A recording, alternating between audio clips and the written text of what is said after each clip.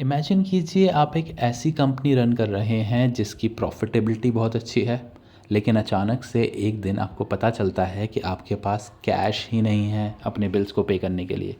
Sound scary, right?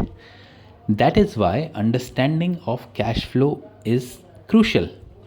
और आज हम डीप डाइव करेंगे into the world of cash flow statement और हम देखेंगे how a knowledge of cash flow can save your business from financial pitfalls.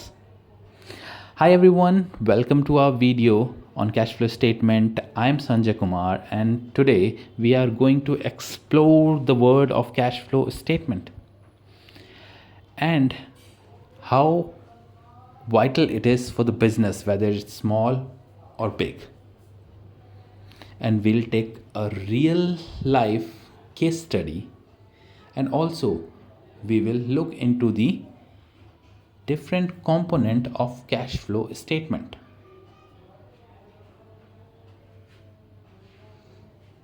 So let's first start with how the income statement is different from cash flow statement.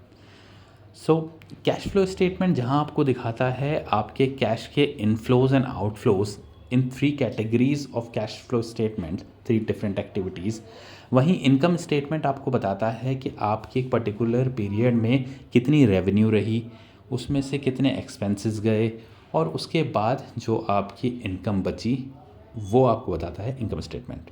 तो चलिए अब बात करते हैं अपनी केस स्टडी की। तो यहाँ हम बात करने वाले हैं, जी हाँ, हमारे इंडिया की one of the biggest automobiles manufacturer Tata Motors.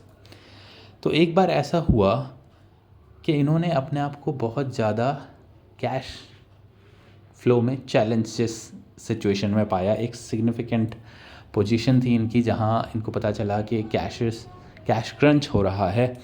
तो ऐसे में इन्होंने डिसाइड किया कैश फ्लो स्टेटमेंट को एनालाइज करने का। और कैश फ्लो एनालिसिस से इनको ये पता चला कि ये एक सब्सटेंशियल कैश जनरेट कर रहे हैं अपनी ऑपरेटिंग एक्टिविटीज़ से, बट साथ ही साथ ये काफ़ी हैवी इन्वेस्ट कर रहे हैं न्यू प्रोजेक्ट में, जो कि एक आउटफ्लो है, और साथ ही साथ फाइनेंशियल एक्टिविटीज़ में। तो ये 2 रीज़न इनके मेन थे जहाँ कैश का आउटफ्लो हो रहा था। और जैसे ही इनको ये जानकारी मिली, इसके बाद इन्होंने काफ़ी अच्छे डिसीजन लिए और अपने यहाँ इन्होंने एक बैलेंस मेंटेन किया।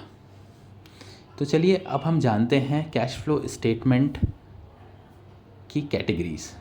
तो कैश फ्लो स्टेटमेंट 3 कैटेगरीज़ में डिवाइड है। पहला है ऑपरेटिंग एक्टिविटीज़, दूसरा इन्वेस्टिंग एक्टिविटीज़, तीसरा फाइनेंसिंग एक्टिविटीज़। हम इनको इस सीरीज़ में नहीं समझेंगे, मैं इसको आपके लिए डिकोड करूँगा थोड़े इजी और अंडरस्टैंडेबल मॉड्यूल में, जिससे कि आपको ये लंबे समय के लिए याद रहे। तो चलिए हम स्टार्ट करते हैं फाइनेंसिंग एक्टिविटीज़ से। फाइनेंसिंग एक्टिविटीज़ क्यों? क्योंकि ये बिज़नेस की सबसे पहली एक्टिविटी है जहाँ बिज़नेस के पास कैश आता है। मान लीजिए कोई नया बिज़नेस स्टार्ट हुआ तो एज एन कैपिटल आपके पास आई, तो ये कैश का इनफ्लो हुआ। जब आप डिविडेंड वगैरह देते हैं या मान लीजिए आपने लोन लिया तो वो कैश इनफ्लो है। जब आप लोन की पेमेंट करेंगे तो वो रीपेमेंट जब करेंगे तो वो कैश का आउटफ्लो होगा। आपके पास कैश आ गया, आप फाइनेंसिंग एक्टिविटी डन। अब हम चलते हैं दूसरे स्टेप पे, जो है इन्वेस्टिंग एक्टिविटी। कैश आने के बाद अब आप उस कैश को कहीं इन्वेस्ट करेंगे, कोई मशीनरी लेंगे, प्लांट लेंगे, जिससे कि आप अपना बिज़नेस और अपनी रेवेन्यू जनरेट कर सकें। तो आपने मशीन ली, आपने प्लांट लिया, आपने गाड़ियाँ ली मान लीजिए, तो ये सब आपका हो गया आउटफ्लो। अब जब आप किसी इनमें से चीज़ों को बेचते हैं तो उससे आपका होगा इनफ्लो, कैश का इनफ्लो होगा।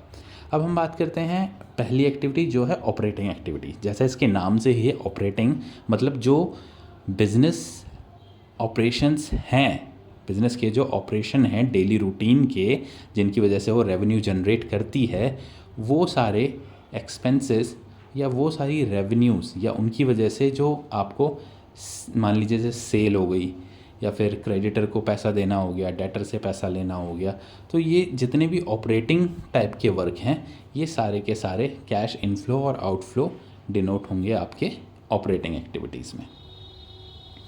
जी, उम्मीद है कि आप ये समझ गए होंगे।